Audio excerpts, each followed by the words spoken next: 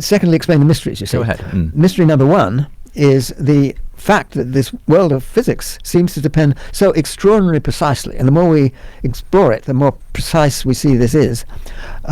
It's so precisely guided by mathematical equations. So we have these mathematical, let's not just say equations, that's a bit too specific, mathematical principles, Yes. which govern in such a precise way the way this physical world operates. And there is, if you like, a huge mystery. I'm calling it a mystery. These things, we're never quite sure whether...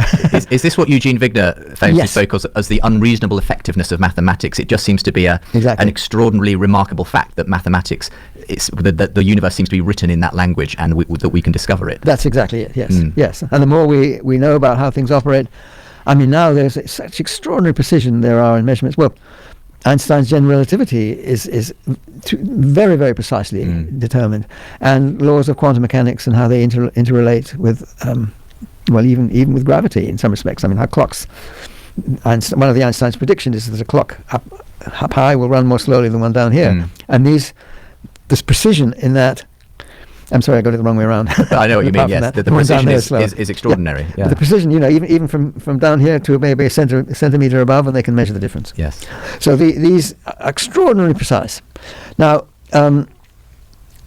it just shows that the mathematical theories, when we really understand them and when we get them right, they're still not quite right. That's clear. But nevertheless, the precision is extraordinary. So that's mystery number one. Mystery number two is how is it that conscious experience can arise when the circumstances seem to be right. Now, it doesn't seem to be probably, I'm just guessing, but I don't think it's present in that glass or in the water in the glass.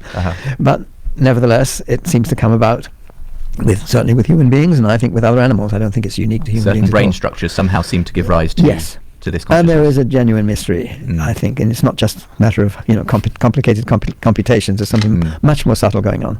So that's mystery number two, and mystery number three is our ability to use our conscious understanding to comprehend mathematics and these very extraordinary, self-consistent but deep ideas which are very far from our experiences.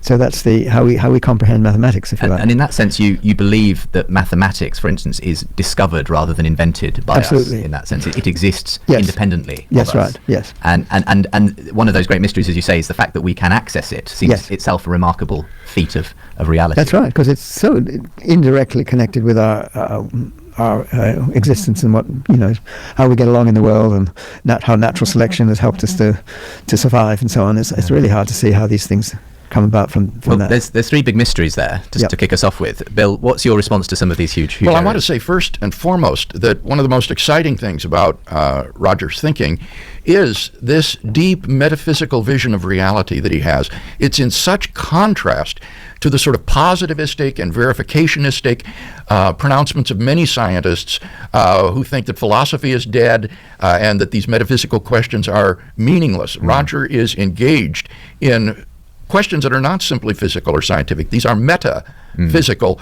questions. And I think that the fundamental issue that is raised by this tripartite metaphysics is the ancient philosophical problem of the one and the many.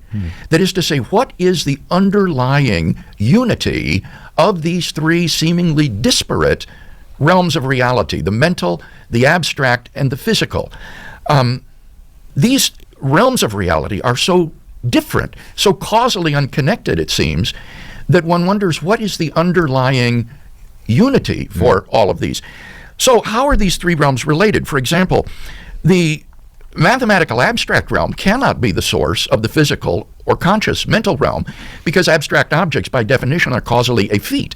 That's part of what it means to be an abstract object. The number 7, for example, has no effect upon anything. So the abstract realm cannot provide the source of unity. Could it be the physical realm that provides the source? Well, Roger's already mentioned the second mystery. How does the physical give rise to consciousness, particularly intentionality? The intentionality is the aboutness of our mental states. I can think about my summer vacation. No physical object has intentionality. So the mental is difficult to derive from the physical, and the abstract, it seems to me, is impossible, because the mathematical realm is characterized by necessity. These are logically necessary truths, and by its plenitude. There are infinite realms of mathematical objects. And the physical realm, by contrast, is contingent and therefore cannot ground these logical and mathematical truths, and it's plausibly finite as well. So the physical can't be the support. Now, what about the mental? Could the mental be the source of these other two realms? Well, in mental causation, we do have the experience of the mental causing physical changes in our brain. I can will to get up or to speak.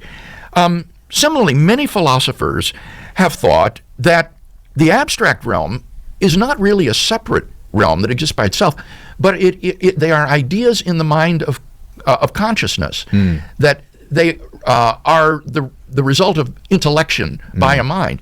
Now, the problem is that no human mind could be the source of the abstract realm because of its plenitude and necessity, whereas we are contingent and finite. So what I want to invite Roger to comment on is, why couldn't the mental realm include an infinite consciousness?